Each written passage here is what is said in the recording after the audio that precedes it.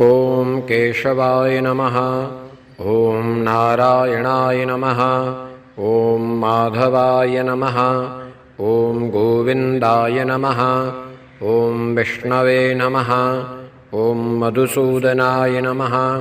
ॐ त्रिविक्रमाय नमः। ॐ वामनाय नमः। ॐ श्रीधराय नमः।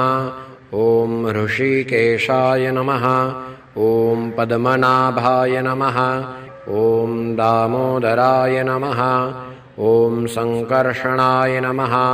ॐ वासुदेवाय नमः। ॐ प्रद्युम्नाय नमः। ॐ अनिरुद्धाय नमः। ॐ पुरुषोत्तमाय नमः। ॐ अधोक्षजाय नमः। ॐ नारसिंहाय नमः। ॐ अच्युताय नमः। ॐ जनार्दनाय नमः।